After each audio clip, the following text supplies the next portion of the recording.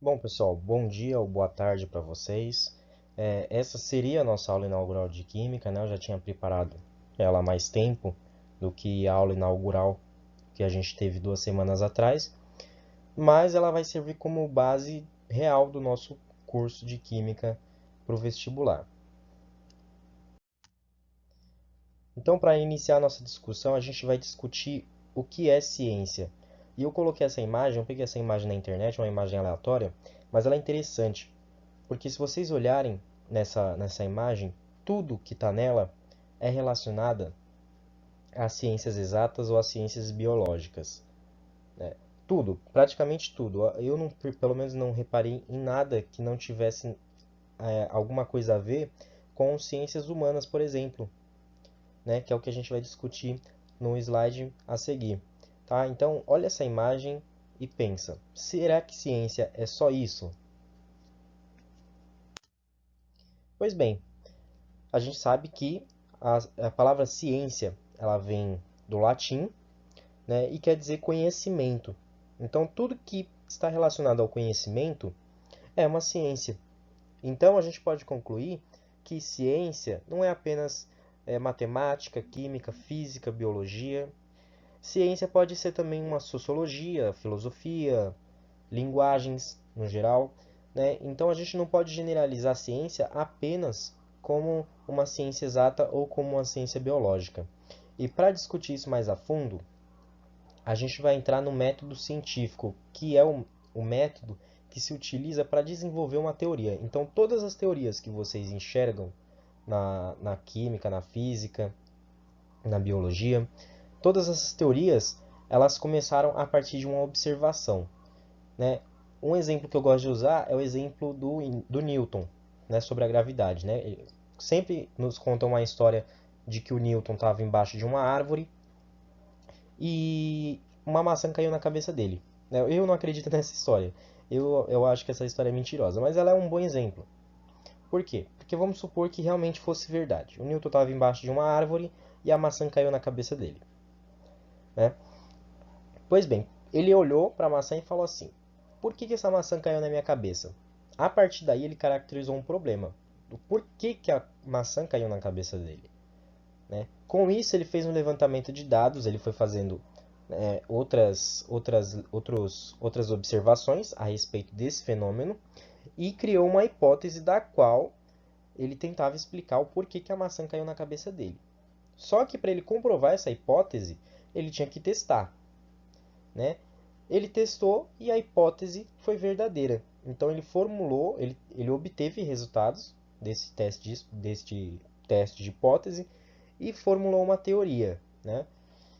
Se caso desse errado essa hipótese que ele testou, ele teria que reformular uma nova hipótese, certo? Em alguns casos, após o resultado, é criada uma lei, que a gente vai discutir mais para frente o que, que é. E a partir da lei, cria-se a teoria. Então vamos entender a diferença entre lei e teoria, uma diferença bem sucinta. Uma lei, geralmente, ela é descrita por uma equação matemática, né?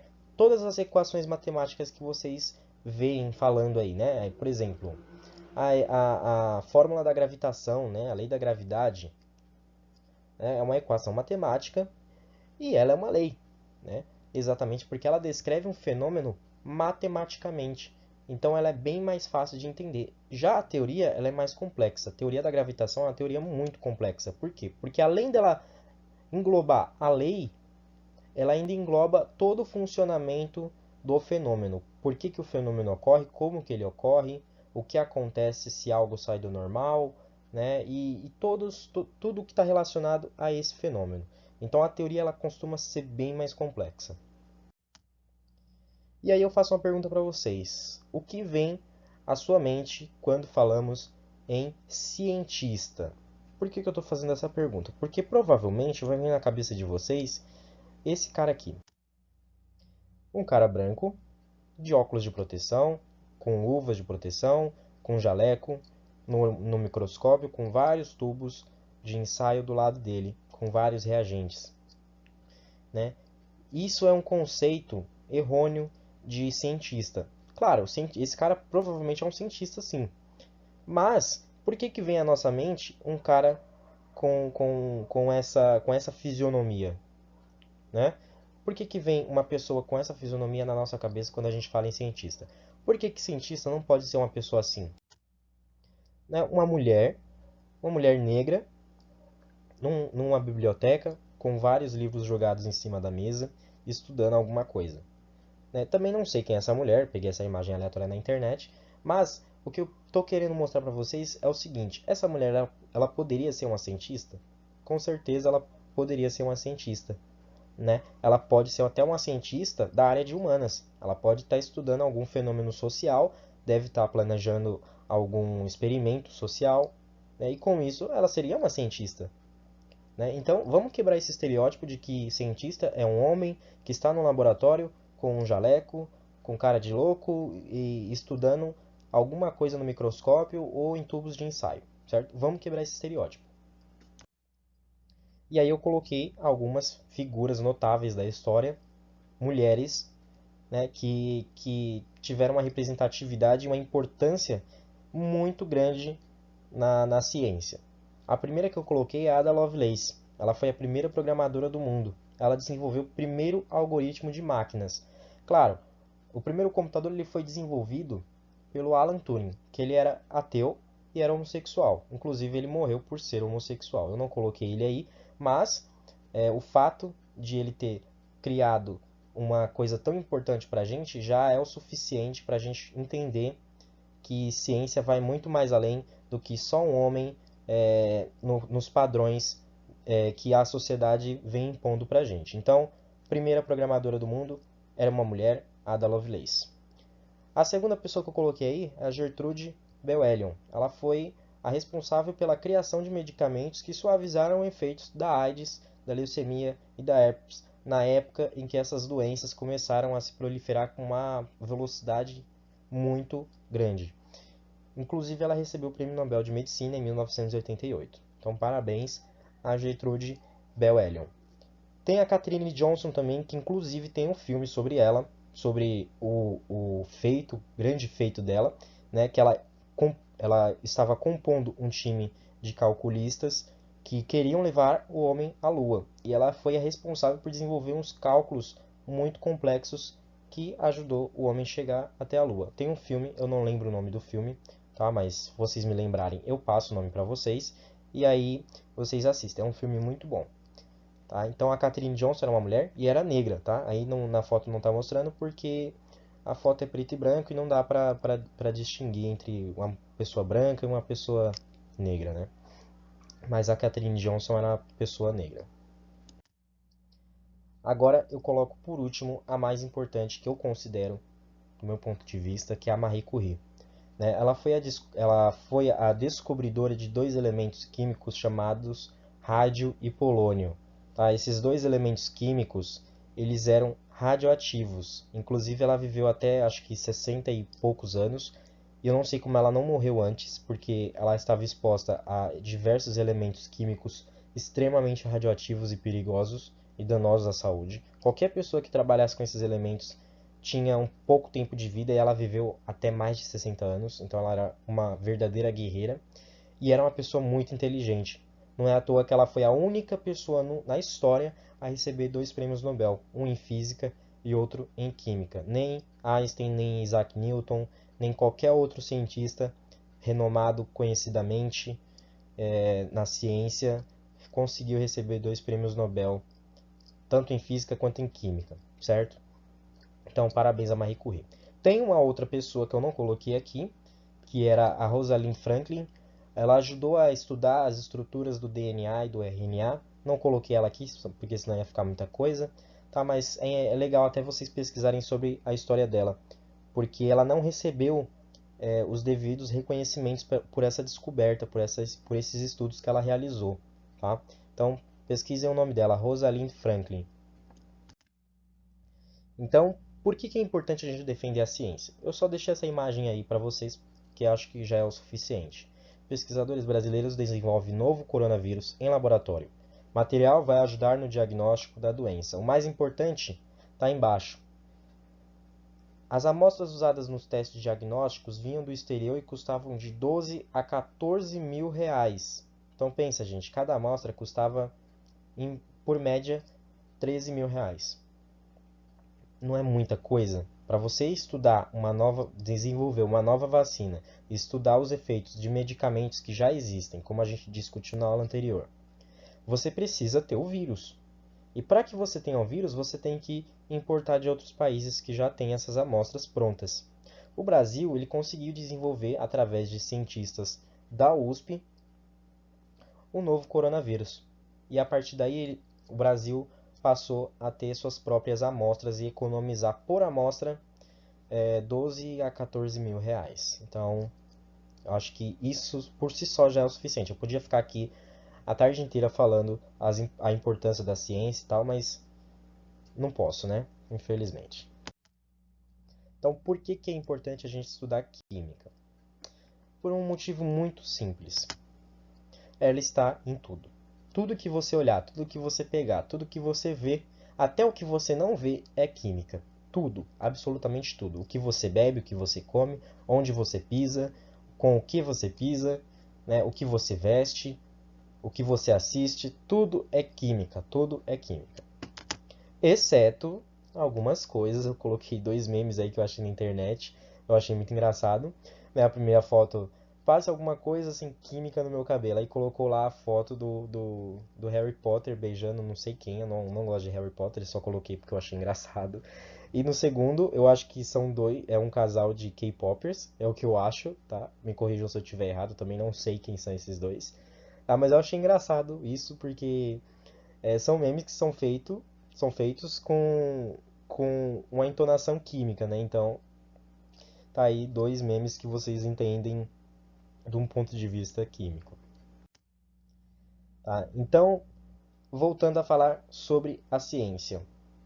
Um cara chamado Ricardo Galvão, ele falou o seguinte: sempre que a ciência for atacada, temos que nos levantar. O Ricardo Galvão, ele é um professor, na verdade, da USP, formado em física e engenharia mecânica, se não me engano. Ele deu uma palestra na USP que infelizmente eu não pude ir. Eu poderia ter ido, mas eu não fui. Né? Me arrependo todos os dias disso. E encontrei com ele duas vezes na USP e fiquei com vergonha de pedir para tirar foto também. Né? Infelizmente, eu sou um bocó. Tá? Mas ele falou isso e isso é importante. Por quê? Porque a ciência ela vem sendo atacada constantemente, até pelo próprio presidente da República e pelos filhos bocós, imbecis dele. Então, assim, toda vez que você vê alguém duvidando da ciência ou de algum cientista, gente, questiona. Fala por cima, interrompe, mas questiona. Não deixa essa pessoa falar isso e ficar por isso mesmo, porque isso é muito perigoso, tá? Então, questiona. Questiona o máximo possível, até que essa pessoa mude de ideia. Tá? Então, vamos falar mais sobre o que é um átomo, né? O que é esse átomo que a gente tanto fala. Tá? Aí tem a estrutura do átomo de sódio, mas é uma estrutura, digamos que padrão para todos os elementos químicos que a gente vai abordar mais para frente, né? Mas o que eu quero que vocês entendam é que a estrutura do átomo tem essa perspectiva.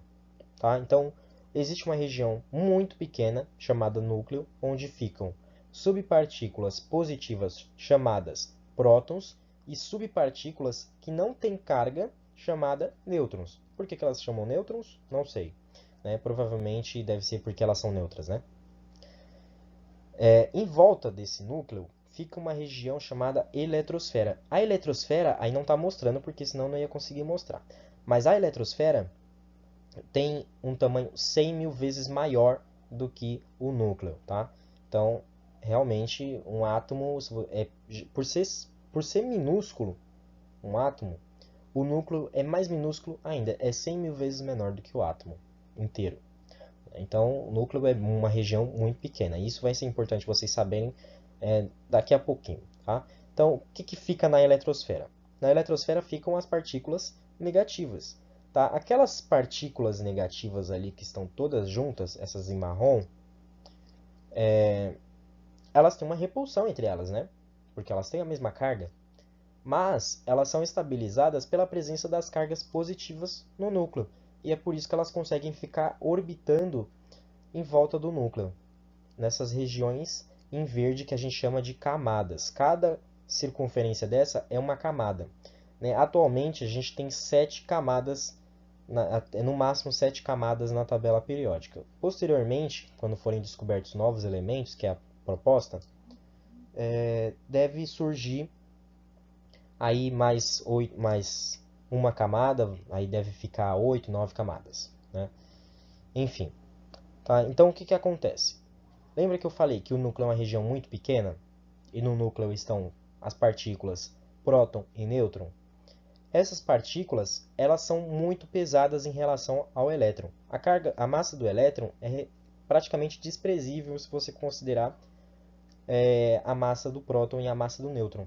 Então, o que que a gente considera? A gente considera que a massa do átomo, ela se deve, sobretudo, ao número de prótons que esse átomo tem e ao número de nêutrons que esse átomo tem. Tá? Então, aqui a gente desenvolveu, né? Eu não desenvolvi, né? Os cientistas desenvolveram essa fórmula aqui, em amarelo, né? Onde a massa do átomo, que é representada pela letra A, é igual ao número de nêutrons que esse átomo tem, mais o número de prótons. Gente, número de prótons é exatamente a mesma coisa que número atômico, tá? É a mesma coisa, não muda nada.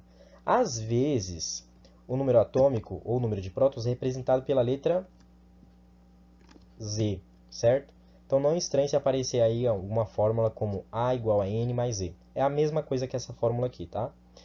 Enfim, novamente, número de prótons igual ao número atômico. É a mesma coisa, tá? Então vocês vão olhar na tabela periódica, vocês vão ver lá os vários elementos químicos, cada um com a sua representação.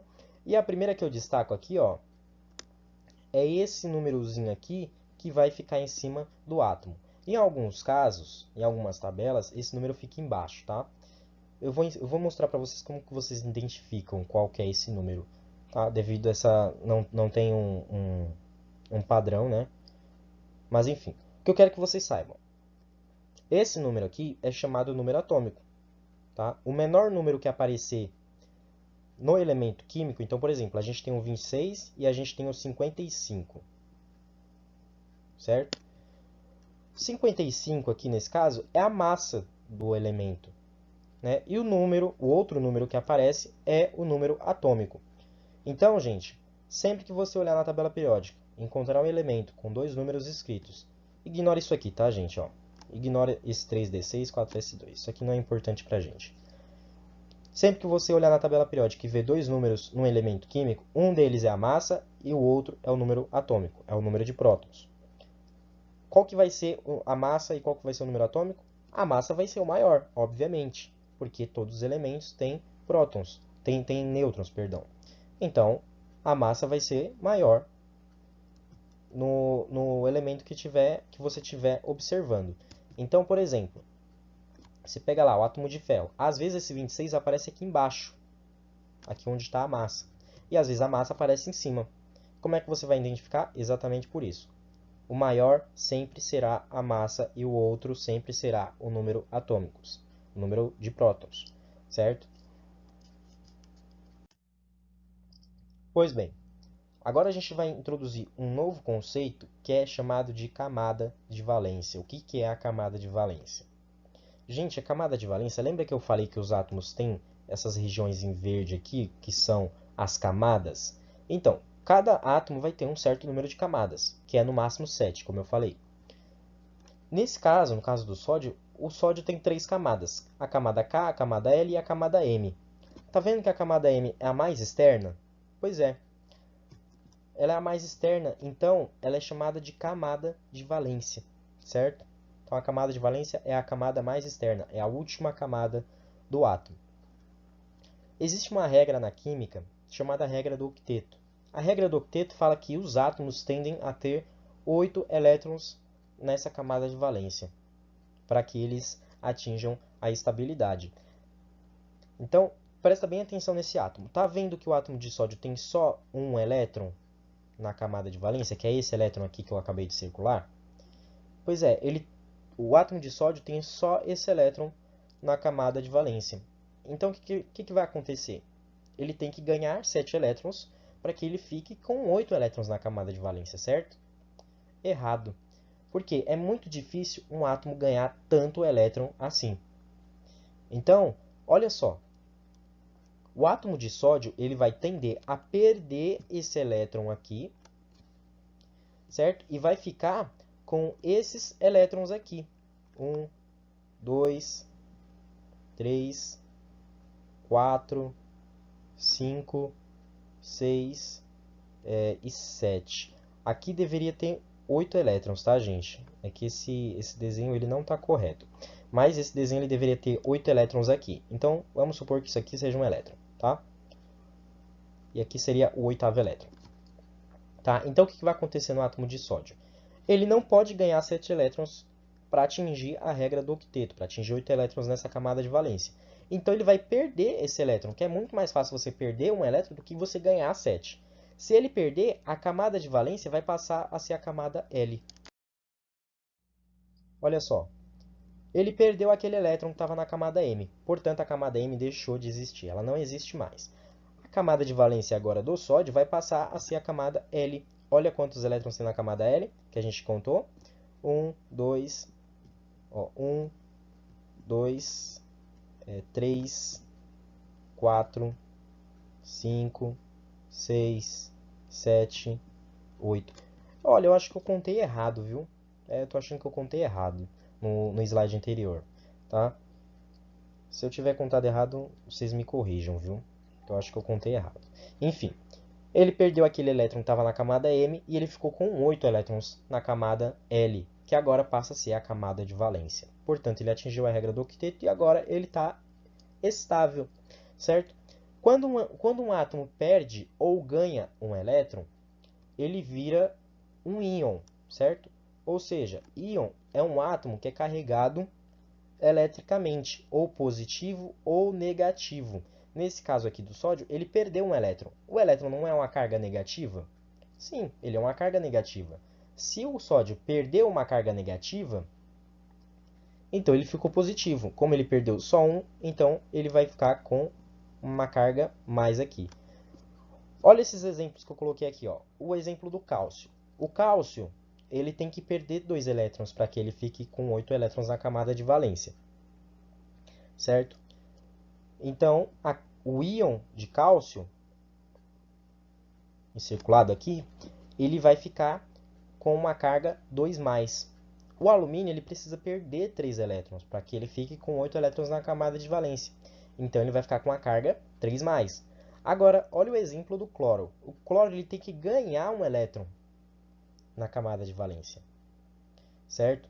Se ele ganhou um elétron, então isso quer dizer o quê? Que ele ficou negativo, porque o elétron é uma carga negativa. Como ele ganhou só um elétron, então ele ficou só com uma carga menos. Como não tem nenhum número aqui, né, do lado desse menos, então a gente só coloca o menos, tá? É igual o mais aqui, ó, o mais do sódio. Ele só perdeu um elétron, então ele só ficou com uma carga a mais. O oxigênio ele tem que ganhar 2 elétrons para que ele fique com 8 elétrons na camada de valência. Então, ele fica com uma carga 2-. O nitrogênio tem que ganhar 3 elétrons para que ele fique com 8 elétrons na camada de valência, certo? Se ficou alguma dúvida, né, para a aula, pensa um pouquinho, não entendeu, me manda mensagem no WhatsApp, tá certo? Pois bem, agora a gente vai introduzir um novo conceito que é chamado de camada de valência. O que é a camada de valência? Gente, a camada de valência, lembra que eu falei que os átomos têm essas regiões em verde aqui, que são as camadas? Então, cada átomo vai ter um certo número de camadas, que é no máximo 7, como eu falei. Nesse caso, no caso do sódio, o sódio tem 3 camadas. A camada K, a camada L e a camada M. Tá vendo que a camada M é a mais externa? Pois é. Ela é a mais externa, então ela é chamada de camada de valência, certo? Então a camada de valência é a camada mais externa, é a última camada do átomo. Existe uma regra na química chamada regra do octeto. A regra do octeto fala que os átomos tendem a ter 8 elétrons nessa camada de valência, para que eles atinjam a estabilidade. Então, presta bem atenção nesse átomo. Tá vendo que o átomo de sódio tem só um elétron na camada de valência, que é esse elétron aqui que eu acabei de circular? Pois é, o átomo de sódio tem só esse elétron na camada de valência. Então, o que vai acontecer?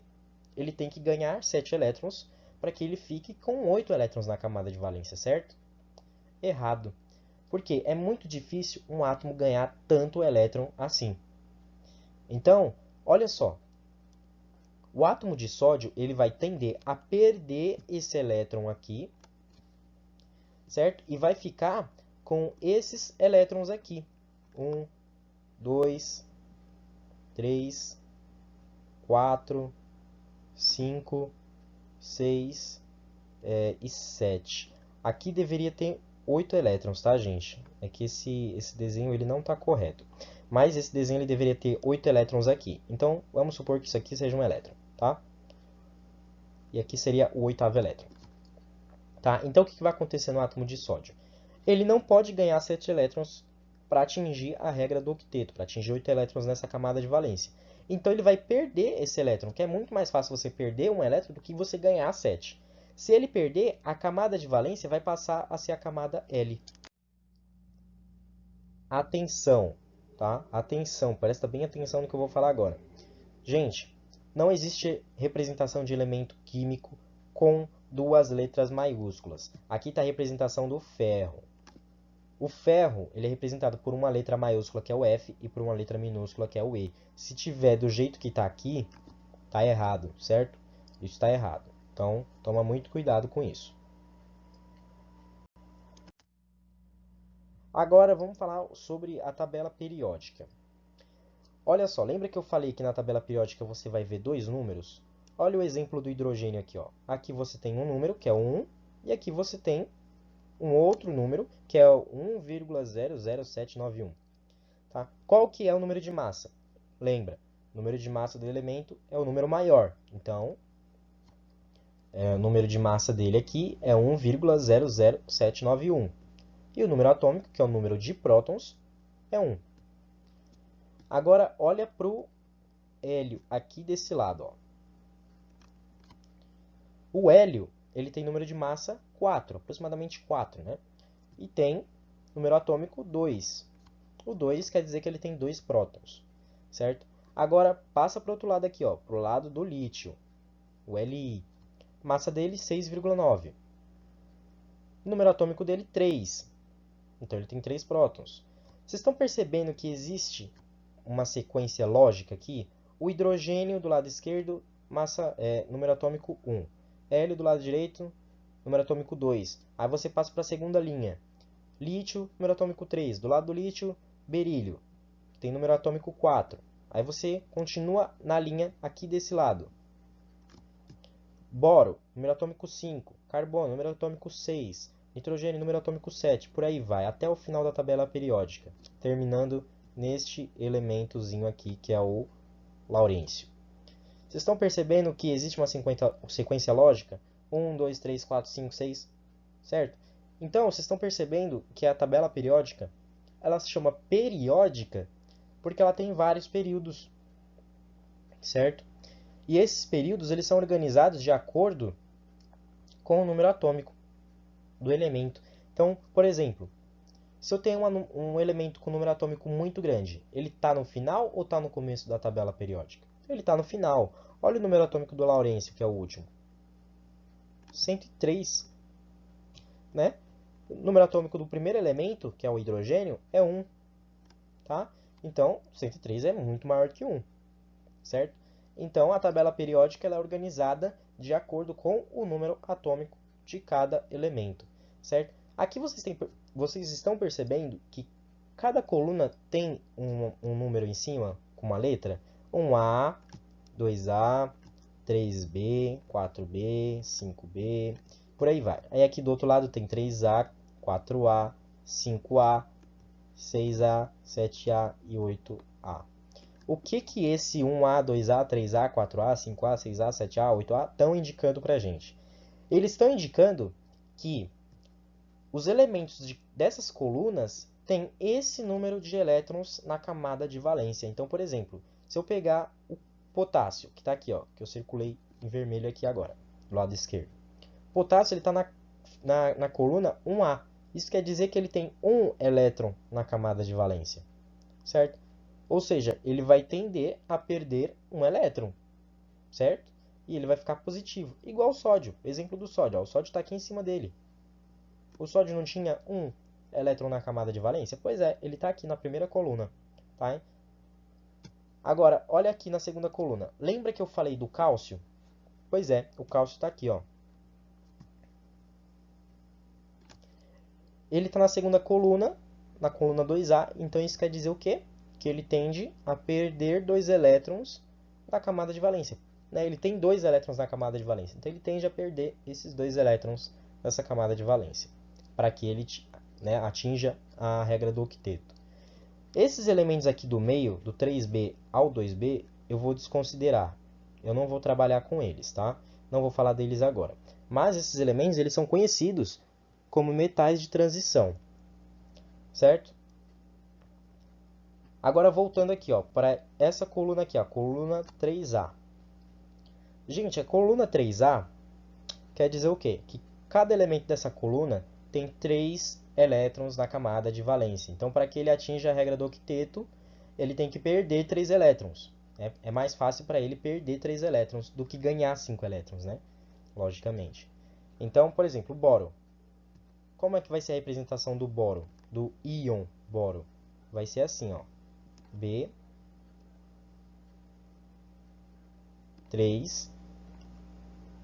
mais. Eu espero que dê para entender aqui, ó. B3 mais, certo? Essa vai ser a representação do íon boro. Lembra que eu falei do alumínio naquele slide anterior? Pois é, o alumínio também está nessa fileira, então ele tende a perder 3 elétrons. E é por isso que ele fica como Al3+. Agora, olha para o carbono, para a fileira do carbono aqui. Essa fileira é super importante por causa do carbono, né? Tanto que existe uma química específica para estudar o carbono, que é a química orgânica. A gente vai falar dela lá no finalzinho das aulas, certo? Mas olha para ele está na coluna 4A, certo? O que quer dizer? Que ele tem 4 elétrons na camada de valência. Então, ele tende a perder 4 elétrons. Só que, dependendo de com quem esse elemento vai estar ligado, ele vai ganhar 5 elétrons. Aliás, 4 elétrons, perdão. Perceba o seguinte, se ele perder 4 elétrons, ele vai ficar com 8 elétrons na camada de valência, né? Na outra camada de valência que vai ficar. Se ele perder 4 elétrons, uma camada de valência vai deixar de existir. Como no exemplo do sódio que eu falei. Mas, se ele ganhar 4 elétrons, ele também vai ficar com 8 elétrons na camada de valência, que ele já tem. Tá? Então, é relativo, depende de com quem esse elemento vai estar ligado. Então, nesse caso, é especial. É por isso que a gente tem uma química só para o carbono. Agora, olha para o nitrogênio, para a família aqui do nitrogênio. Né? Inclusive, essas colunas elas são chamadas de famílias, tá? Então, não estranhe. Tanto que existe uma piada aí, né, que o hidrogênio é igual o Batman, ele não tem família, né? Ele tá aqui na família 1A, mas ele não deveria estar aí. Ele tá aí só por um exemplo por uma questão de organização. É uma piada bem pesada, mas é uma piada que o pessoal gosta de fazer. Enfim, vamos voltar aqui para a coluna 5A, né? Para a família 5A. O que quer dizer esse 5A? Quer dizer que cada elemento dessa coluna, nitrogênio, fósforo, arsênio, antimônio, bismuto, cada um desses tem 5 elétrons na camada de valência. Para eles, é mais fácil perder 5 elétrons para ficar com 8 ou ganhar 3 elétrons. Para eles é mais fácil ganhar 3 elétrons do que perder 5, né? Então, a partir daqui, do nitrogênio até o flúor, né, do 5A até o 7A, os elementos vão tender a ganhar elétrons do que perder para atingir a regra do octeto. Então, olha, por exemplo, o 6A, que é a família do oxigênio aqui, ó, primeiro elemento da coluna 5A. O oxigênio tem 6 elétrons na camada de valência. É mais fácil para ele ganhar 2 elétrons do que perder 6 elétrons para que ele atinja a regra do octeto. Tá? Mesma coisa, mesmo raciocínio para o flúor, para o cloro, para o bromo, para o iodo, proástato, tá? Então, mesmo raciocínio. Tá? Agora, olha essa última coluna aqui, ó. Essa coluna, ela é chamada de gases, coluna dos gases nobres. Por que que eles são chamados de gases nobres? Porque eles são nobres, eles não querem se misturar com ninguém, afinal, eles já têm 8 elétrons na camada de valência, então eles já são estáveis. Esses átomos, eles existem sozinhos na natureza. Então, por exemplo, o hélio, ele está sozinho. Se você pegar uma molécula, né, entre aspas, uma molécula de hélio, ela vai estar assim, sozinha. Vai ter só um hélio lá, tranquilo. Agora, vamos pegar, por exemplo, o exemplo do hidrogênio. Se você encontrar o hidrogênio na atmosfera, ele vai estar assim, ó. H2. Ele vai ter que estar ligado a outro hidrogênio para ele existir. Porque se ele estiver sozinho, ele não vai ter estabilidade. O hélio não, certo? Ele já tem 8 elétrons na camada de valência. Ele já está estável. Então ele existe sozinho assim, ó. Certo? Neônio é a mesma coisa, argônio a mesma coisa, criptônio a mesma coisa, xenônio a mesma coisa e radônio a mesma coisa. Criptônio é o elemento que existe na pedra de kryptonita, né, que machuca o super-homem. É engraçado saber isso, viu? Agora, repare o seguinte, tá vendo que cada parte da tabela tem uma cor? Os amarelos, os elementos em amarelo, são chamados de elementos metálicos, são os metais. Esses aqui, cruzado, é boro, silício, germânio. Eu vou fazer até uma linha aqui, ó. Boro, silício, germânio, arsênio, antimônio, telúrio, polônio. Esses elementos eles são chamados de semimetais. Por quê? Porque às vezes eles se comportam como metais. Outras vezes eles não se comportam como metais. Eles se comportam como esses elementos em roxo aqui, ó, que são chamados de elementos não metálicos, ou seja, são os não metais. Carbono, nitrogênio, oxigênio, flúor, fósforo, enxofre, cloro, selênio, bromo, iodo, ástato, são todos elementos não metálicos, certo? Lembra que eu falei que o hidrogênio não tem família? Né, que eu fiz a piadinha lá do Batman? Pois é, o hidrogênio ele não tem família porque ele não é um metal. Tá vendo que ele está perto dos metais? Onde ele está só tem metal, mas ele não é um metal.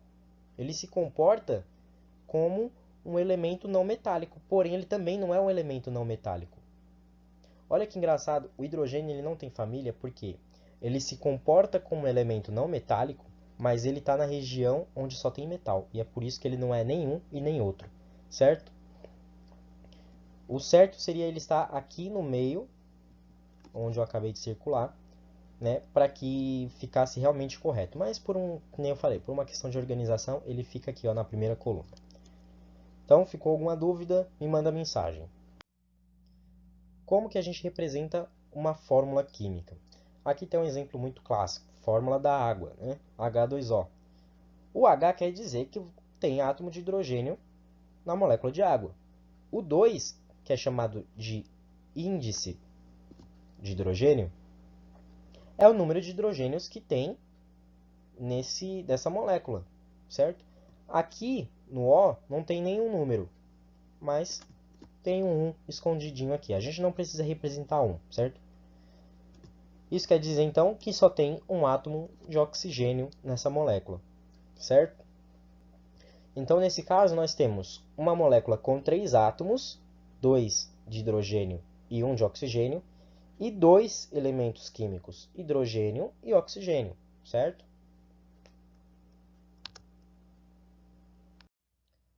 Então, olha só o modelo de uma reação química, certo? Tá vendo aqui, ó, que antes dessa setinha aqui em vermelho, antes dessa setinha, a gente tem moléculas que a gente chama de reagentes, certo? Por que elas chamam de reagentes? Porque elas vão reagir entre si para formar esses compostos que estão do lado direito aqui, que são chamados de produtos, certo? Então, esse é um modelo resumido de uma reação química. Esse número que tem na frente de cada um ele está indicando quanto vai reagir de cada molécula. Então, vão reagir 5 moléculas de H2O2, 2 moléculas de MnO4-, aqui tem um menos, tá? E 6 átomos de hidrogênio positivos, certo? Pergunta: que tipo de composto é esse aqui? É um íon, certo? Por mais que aqui tenha dois elementos diferentes, isso aqui também é um íon, tá? Ele está carregado negativamente, então ele é um íon. Mesma coisa aqui, ó, hidrogênio é um íon. E aqui, Mn2+, também é um íon, certo? Então, esses números que estão na frente de cada um aqui indicam quanto vai reagir de cada um. Aqui, no caso dos produtos, está mostrando quanto vai formar de cada um. Então, vão formar 5 moléculas de oxigênio, de gás oxigênio, 2 átomos de manganês 2+, e 8 moléculas de água, de H2O, certo? Essa reação eu fiz ela no cursinho ano passado, né? E gravar esse vídeo eu achei muito engraçado, vocês vão ver por quê. E eu decidi colocar para vocês porque a gente não vai conseguir fazer uma demonstração de uma reação química para vocês pessoalmente. Infelizmente, me dói no coração falar isso, porque eu gosto bastante de mostrar a química pura e aplicada, mas não vai dar, né? Então eu vou mostrar por vídeo mesmo, para vocês verem, para vocês terem a emoção de ver esse grande momento da química, certo? Não mesmo.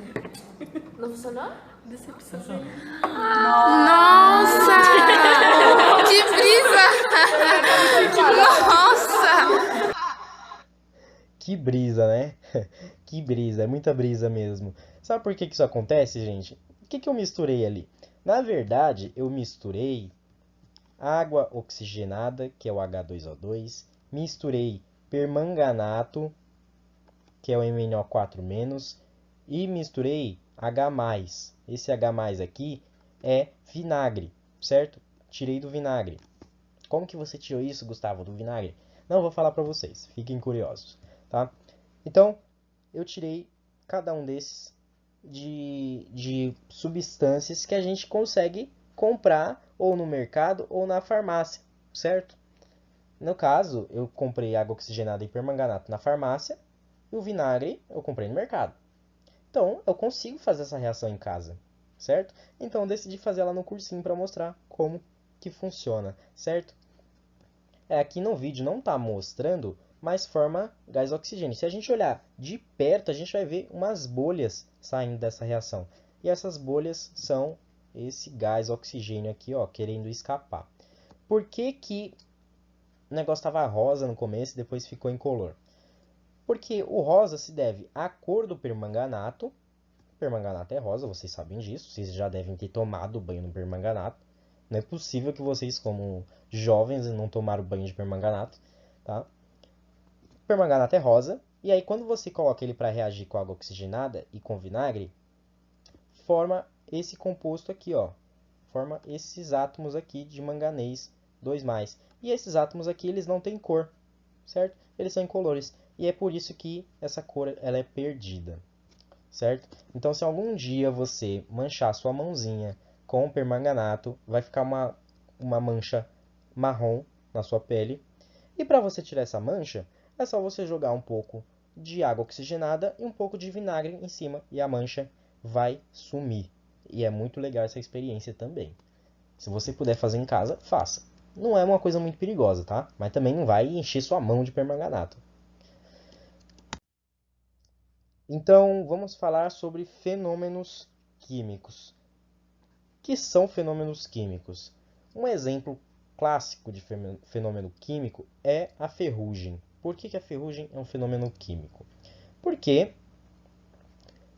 você está alterando a composição do ferro, certo?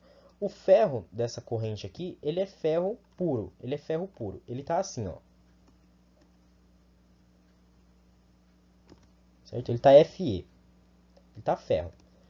Só que na atmosfera tem oxigênio, certo? Tem gás oxigênio. O que acontece quando o oxigênio da atmosfera entra em contato com o ferro? Forma uma coisa que a gente chama de óxido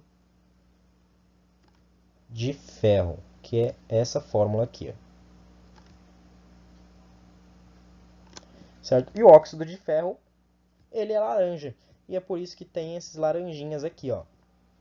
Certo? Então, você alterou a composição de alguma coisa, você tem uma reação química clássica, certo? Mesma coisa aqui, ó, pastilha efervescente. Quando você está com dor no estômago e tal, e você toma essa pastilha efervescente, por que isso é uma reação química? Porque você está alterando a composição da pastilha efervescente. Se você está alterando a composição dela, é uma reação química.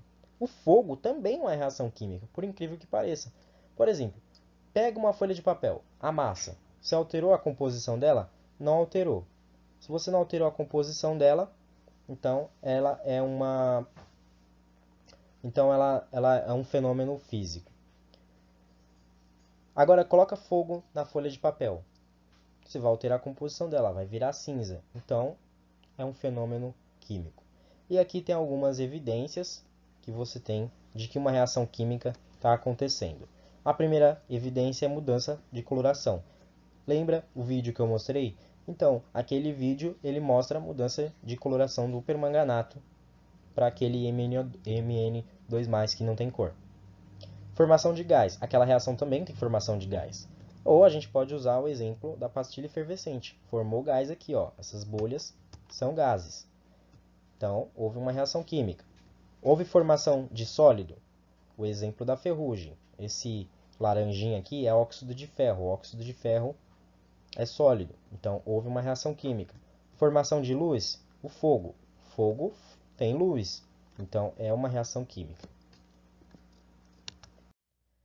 E o que é matéria? Que vocês tanto escutam falar. O que é matéria? Matéria é tudo aquilo que vai ocupar um lugar no espaço. Então, você tem, por exemplo, um estojo. Então, você tem matéria. Porque esse estojo está ocupando um lugar no espaço. Certo? O seu lápis também é uma matéria. Ele está ocupando um lugar no espaço. E o que é esse espaço? É espaço sideral? É espaço onde tem os planetas? Não, não é isso. Isso também é espaço. É um espaço. Mas espaço é tudo aquilo que a gente pode colocar alguma coisa, certo? Então, por exemplo, cadeira, computador, notebook, celular, caderno, tudo isso é matéria. E aí vem uma pergunta que todo mundo faz, todo mundo tem dúvida em responder. O ar é matéria? O ar também é uma matéria. Com certeza ele é matéria. Por que ele é matéria? Vamos supor que você enche uma bexiga e coloca essa bexiga em algum lugar. Essa bexiga vai estar ocupando um lugar no espaço, de acordo. Se você encher muita bexiga, essa bexiga vai ocupar muito espaço. Ou seja, é o ar que está ocupando aquele espaço. Então, o ar é uma matéria. Então, a gente tem os três estados físicos da matéria. Primeiro é o estado sólido, segundo estado líquido e terceiro estado gasoso. Tem um quarto estado físico, que é o plasma, que a gente não vai falar porque ele não é importante para a gente. Mas, o estado sólido. O estado sólido, as moléculas elas estão muito bonitinhas, arranjadas, estão ordenadas, certo? Elas estão próximas, tá? Então, ela está bem bonitinha aqui, ó, nessa primeira estrutura. O sólido, as moléculas já estão um pouco mais separadas, elas já estão um pouco mais desordenadas. E no gasoso, as moléculas já estão bem separadas, estão completamente desordenadas. Esse movimento que essas moléculas aqui no estado gasoso faz, esses movimentos, eles são chamados de movimentos brownianos, que são movimentos aleatórios. Uma molécula vai para lá, outra vem para cá, outra vai para frente, outra vai para trás, outra vai para cima, outra vai para baixo. Então são movimentos aleatórios, certo? E aí tem uma pergunta: quem tem mais energia? Simples. Como é que você faz para passar água do estado líquido para o estado gasoso? Se coloca no fogo. Ou seja, você está fornecendo energia para essa água líquida. Então, quem tem mais energia é o estado gasoso, é o gás. A gente fala que o gás ele tem uma energia cinética maior do que a energia cinética do líquido. E o líquido tem uma energia cinética maior do que a do sólido. Energia cinética é uma energia que está relacionada com a velocidade das partículas ou das moléculas, ou de algum corpo, né? Se você estiver correndo, você tem também uma energia cinética. Se você tem alguma velocidade, você tem energia cinética. Tá? Então, a energia cinética está relacionada com movimento. Quanto mais movimento, mais energia cinética. Quanto maior temperatura, mais energia cinética. Então, a gente tem as mudanças de estado físico. Né? A primeira mudança de estado físico que nós temos aí é a do sólido para o líquido. Isso se chama fusão. Para você passar o gelo para a água líquida, você tem que aquecer, certo? Então, esse é um processo que envolve ganho de energia. Para você passar o líquido para o estado gasoso, você tem que aquecer também. Então, esse também é um processo que envolve ganho de energia. E esse processo ele é chamado de vaporização ou ebulição, tanto faz. Agora, se você quiser passar do estado gasoso para o estado líquido, você tem que resfriar, ou seja, você tem que retirar a energia do gás. Você resfriou, você teve um processo de liquefação, ou seja, você formou líquido. Se você quiser passar do estado líquido para o estado sólido, você tem que retirar a energia também. Esse processo também é um processo de resfriamento, que se chama solidificação. Tá? Inclusive, eu não falei, mas no processo de liquefação, que é passar do estado gasoso para o estado líquido, um exemplo clássico é uma latinha de refrigerante gelada. Você coloca ela em cima de uma mesa e ela começa a encher de gotícula de água nas paredes, na superfície. Por quê? Porque a superfície da latinha está gelada. Então ela resfria as moléculas de água que estão na atmosfera e torna essas moléculas líquidas. E é por isso que fica aquelas gotículas em volta da superfície da latinha. Se você quiser passar do estado sólido para o estado gasoso, você tem um processo de sublimação. Ou seja, é um processo na qual você não tem a formação de líquido. Tá? Que exemplo que eu posso dar disso? Gelo seco. Se você pegar o gelo seco, você nunca vai ver gelo seco formar líquido. Tá? Gelo seco, na verdade, é gás carbônico no estado sólido. Quando você aquece esse gelo seco, ele passa direto para o estado gasoso, forma gás carbônico gasoso. Tá? Agora, tem um processo inverso também, que é o do gasoso para o sólido. Esse processo se chama ressublimação. Eu, no momento, não tenho em mente nenhum processo que seja de ressublimação. Eu posso pesquisar depois e passar para vocês, mas no momento não tenho na cabeça nenhum desse processo. Então, nós aqui nesse slide temos uma curva de aquecimento. O que a curva de aquecimento está mostrando para a gente? Ela está mostrando que nesse eixo aqui, ó, esse eixo aqui é o eixo de temperatura. Então, o que acontece? Se você tem uma temperatura, essa aqui é a curva de aquecimento da água. Se você tem uma temperatura abaixo de 0 graus, como é que a água vai estar? Vai estar no estado sólido, vai virar gelo. Né? A gente sabe disso quando a gente coloca água no congelador. O congelador tem uma temperatura abaixo de 0 graus. Então, a água vai ficar no estado sólido. Se você tiver exatamente na temperatura de 0 graus, como nesse exemplo aqui, ó,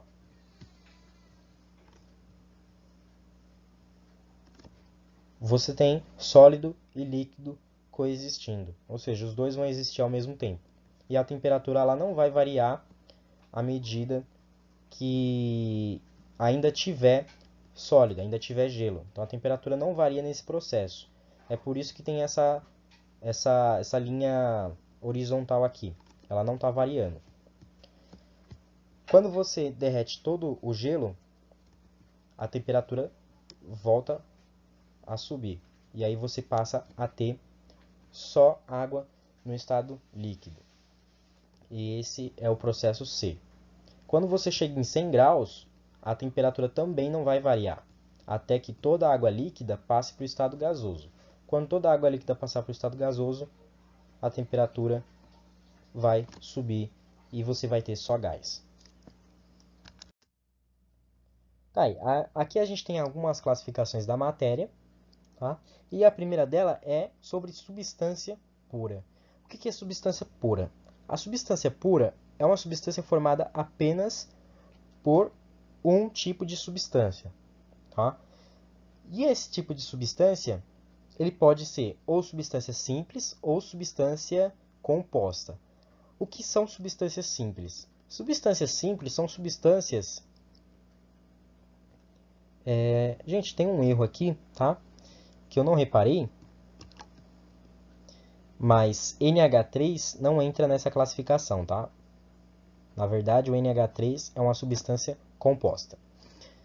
Substâncias simples são aquelas substâncias formadas apenas por um tipo de elemento. Veja só, oxigênio, O2, é o gás oxigênio. Ele é formado só por átomos de oxigênio. Gás nitrogênio, N2, ele é formado só por átomos de nitrogênio. O gás argônio, ele é formado só por átomo de argônio. Gás hidrogênio, ele é só formado por átomos de hidrogênio. O O3, que é o ozônio, gás ozônio, que é aquele gás que compõe a camada de ozônio e protege a gente contra a radiação solar. Esse gás, ele só tem átomos de oxigênio, então ele é uma substância simples. Tá? Agora, as substâncias compostas. O que são substâncias compostas? Tá? São substâncias formadas por dois ou mais elementos diferentes. Então, por exemplo, esse HCl aqui, ó, ele é formado por um hidrogênio e por um cloro. NaOH, soda cáustica.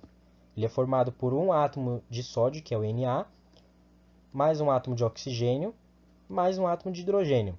H2SO4, ácido sulfúrico, um ácido extremamente corrosivo. Ele é formado por dois átomos de hidrogênio, um átomo de enxofre e 4 átomos de oxigênio. Então, ele é uma substância composta. A amônia que estava aqui em vermelho, que eu apaguei, que eu não tinha visto, ela é uma substância composta. Então, ela ficaria nessa classificação aqui. Agora, se você tem uma composição de duas ou mais substâncias diferentes, você tem uma mistura. Tá? Ou seja, a mistura é formada por mais de um tipo de substância. Como, por exemplo, HNO3 mais HCl. É o primeiro exemplo que eu tenho aqui. Ó. Essa mistura é uma mistura que a gente chama de água régia. Ela é uma mistura ácida muito forte, muito corrosiva. Ela limpa muito facilmente metais enferrujados. Tá? Por ser uma mistura ácida tão forte, ela consegue limpar metais com muita facilidade.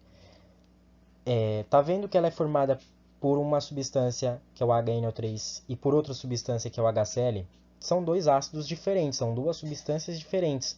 Então, é uma mistura.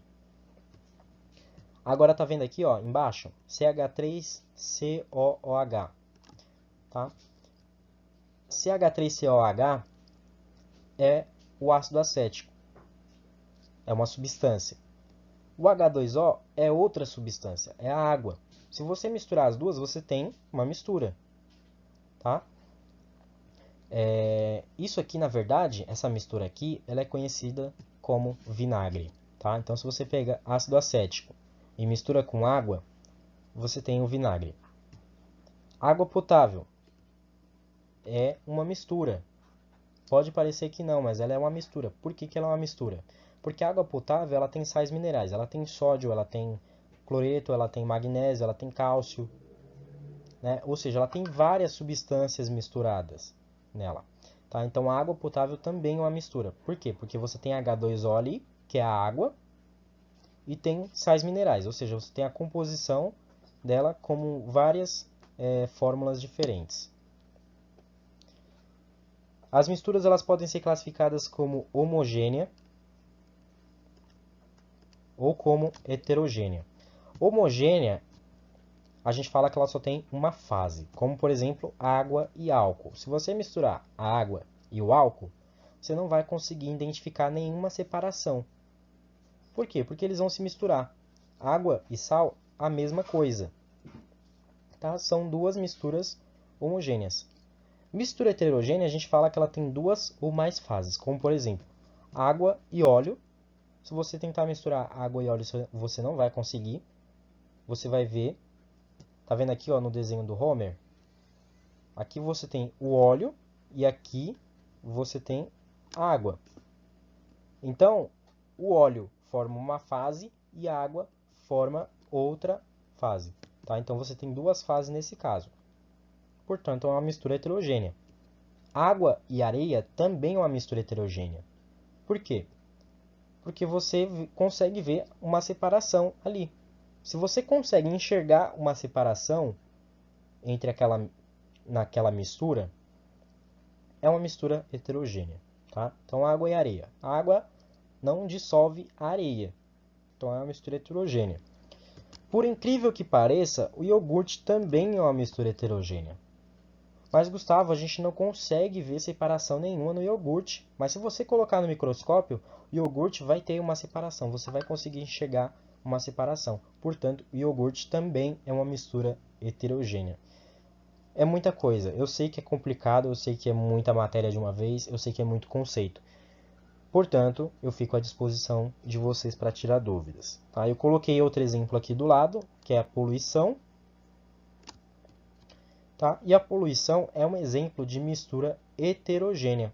O ar com poluição é uma mistura heterogênea. Por quê? Porque poluição são micropartículas sólidas que, se você for olhar no microscópio, você enxerga. Tá? Então, o ar com poluição é uma mistura heterogênea. O ar sem poluição já não é uma mistura heterogênea, é uma mistura homogênea, porque você não consegue enxergar no microscópio nenhuma micropartícula, certo? Aqui tem um exemplo de um experimento realizado por um físico, né, que é o experimento de Schrödinger. Vocês vão ver esse experimento na internet aí, em muitos vídeos, muitos artigos, vocês conseguem encontrar a demonstração desse experimento. Esse experimento, na verdade, não é um experimento físico. Né? Ele não é um experimento físico, ele é um experimento mental. O Schrödinger propôs, né, a realização de um experimento onde ele colocava dentro de uma caixa fechada um gato, um vidro de veneno, como esse em azul aqui, né, um medidor de radiação que se chama contador Geiger, e dentro dessa caixa aqui, ó, dessa caixinha laranja, uma substância radioativa, ou seja, uma substância que libera a radiação, porém em baixa quantidade. Acontece que, como essa substância ela está em baixa concentração, ela tem 50% de chance de não liberar radiação e 50% de chance de liberar essa radiação. O que acontece? Se essa substância liberar radiação, ela vai acionar o contador Geiger, que é o medidor de radiação. Esse contador vai acionar o martelo. Esse martelo vai quebrar o frasco de veneno. Tá vendo que aqui tem um frasco de veneno quebrado? Ó? Pois é. Vai quebrar o frasco de veneno e o veneno vai matar o gato. É por isso que aqui tem um gato morto. Só que, como existe 50% de chance da substância radioativa não liberar a radiação, se ela não liberar a radiação, o contador Geiger não vai ser acionado, consequentemente ele não vai acionar o martelo, e o martelo não vai quebrar o frasco de veneno e o gato vai ficar vivo. É por isso que tem um frasco inteiro aqui e tem o gato vivo. Esse experimento ele é embasado no princípio da incerteza de Heisenberg. Por quê? Porque eu simplesmente poderia ter aberto essa caixa e ver se o gato estava vivo ou morto. Só que, se eu fizer isso, eu vou provocar uma coisa chamada colapso. E aí eu vou observar só uma realidade, que é a realidade possível. Esse experimento ele tem uma coisa chamada entrelaçamento quântico, que é um objeto dependendo do outro. Lembra que eu falei que se o frasco se a substância radioativa não liberar a radiação, o contador Geiger não vai acionar? Pois é, o contador Geiger vai depender da substância radioativa. O martelo vai depender do contador Geiger. O frasco de veneno vai depender do martelo. E o gato vai depender do frasco de veneno. Tá? Então, isso se chama entrelaçamento quântico, quando todos os objetos estão conectados e são dependentes um do outro. Se um não existir, o outro também não existe.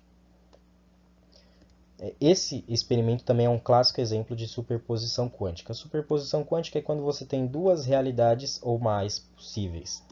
Na química, a gente tem como se fosse um elétron. A gente não consegue enxergar um elétron no microscópio, né? Ele é uma partícula muito pequena. Se a gente tentar enxergar onde o elétron está exatamente, a gente não vai ter uma posição exata dele, devido ao princípio da incerteza de Heisenberg, que ele diz que você não consegue determinar a posição exata de um elétron no átomo. É como se você abrisse a caixa e visse se o gato está vivo ou morto. É a mesma coisa, só que com o elétron. Você está tentando enxergar a posição do elétron. Então, o que a gente fala? Que o elétron ele está em vários lugares ao mesmo tempo. Eu não sei onde ele está, então vou assumir que ele está em vários lugares ao mesmo tempo. Isso nos leva a crer que a observação vai definir uma realidade. Se eu tentar observar o que tem dentro da caixa, se o gato está vivo ou se ele está morto, eu vou definir uma realidade. Eu abri a caixa e vi ele vivo ou morto. Isso é uma realidade. Eu não vou abrir a caixa, então eu não vou conseguir saber qual é a realidade que está existindo. Então eu vou assumir que existem várias realidades ao mesmo tempo. Mesma coisa com o elétron. Se eu tentar saber onde o elétron está, eu não vou conseguir ter uma certeza de que ele realmente está naquele lugar que eu acabei enxergando. Eu acabei definindo uma realidade para a posição daquele elétron.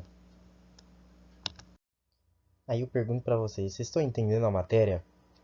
Não. Nunca não.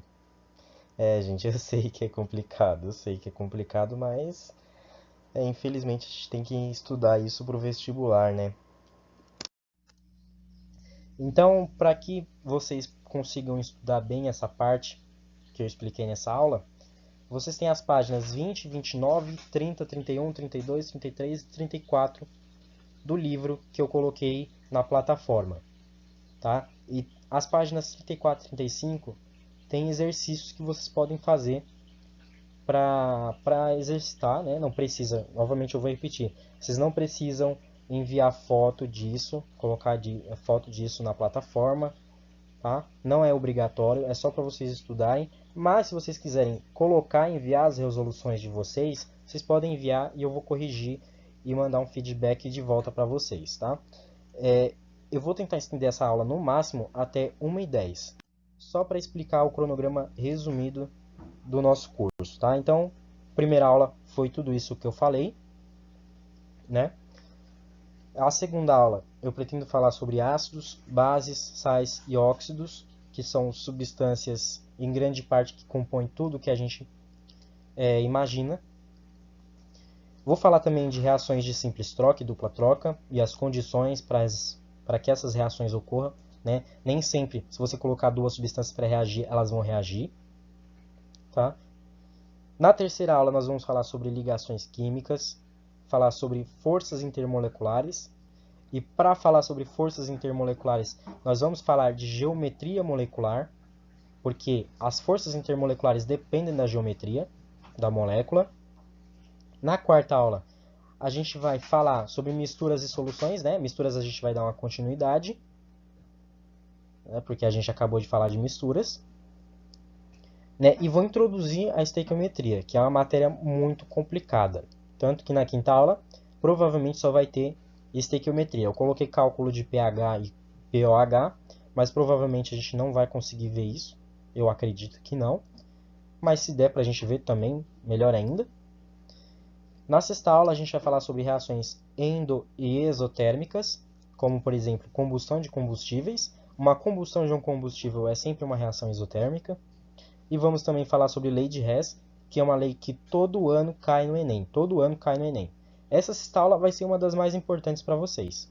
Tá? Quinta e sexta aulas serão as mais importantes, provavelmente, no curso de vocês. Na sétima aula, a gente vai falar sobre pilha eletroquímica e eletrólise, que é outro tema que também cai todo ano no Enem. Também vai ser uma aula muito importante. Oitava aula, estrutura e funções orgânicas. Também cai no Enem direto. tá? Então, quinta, sexta, sétima, oitava, nona aula são as aulas que mais caem no Enem, tá? Reações orgânicas também cai direto no Enem. Reações orgânicas vai ser uma continuidade da oitava aula. A décima aula, a gente vai falar sobre equilíbrio químico, que é o princípio de Le Chatelier. É um princípio muito legal de estudar. Né? Um princípio muito fácil também, não é uma coisa muito complicada. Vamos falar também sobre as constantes de equilíbrio, a constante de ácido, a constante de base, o Kw, que é a constante de hidrólise da água, e falar sobre equilíbrio do produto de solubilidade. Tá? 11ª aula a gente vai falar sobre cinética química e os fatores que vão influenciar as velocidades de uma reação, né? Que são diversos fatores, e essa parte também é muito importante, porque muita gente costuma ter dúvida em coisas muito simples. Vamos também falar sobre leis de velocidade, que são equações matemáticas. Lembra que eu falei lá no início, né, sobre ciência, que eu falei sobre lei? Então, leis de velocidade são equações matemáticas que vão descrever fenômenos químicos e as velocidades com que esses fenômenos ocorrem. 12ª aula, a gente vai falar sobre radioatividade, que é um tema muito importante também. A gente vai falar dos tipos de radiação, alfa, beta e gama. Alfa e beta são partículas, gama é uma onda, que é o pior tipo de radiação que tem. Vamos falar também sobre os usos da radiação, como por exemplo, quando você vai tirar o raio-x. Raio-x é uma radiação muito, muito perigosa. É por isso que quando você vai tirar o raio-x, você coloca aquela placa na frente, né? Porque senão você vai ter sérios problemas. Vamos falar também sobre tempo de meia-vida. Lembra que eu falei na aula anterior sobre o tempo de meia-vida do mercúrio nos rins? Pois é, a gente vai retomar esse tema na 12ª aula. Vamos falar também sobre fissão nuclear e fusão nuclear. Fusão é a formação de um elemento a partir de outros. A fissão é a quebra de um elemento, como ocorre na obtenção de energia a partir do mercúrio em usinas nucleares. E na 13ª aula a gente vai falar sobre química ambiental. E aí acaba o nosso curso. Eu vou tentar fazer todas essas aulas, porque são 13 aulas, né? É muita coisa, mas eu vou tentar gravar todas essas aulas para vocês, porque provavelmente a gente não vai ter aula presencial esse ano. Eu espero que não tenha, tá? E aí vocês estudam e tirem as dúvidas de vocês. Toda aula vai ter lista de exercício. Qualquer dúvida vocês podem mandar na plataforma ou mandar no WhatsApp.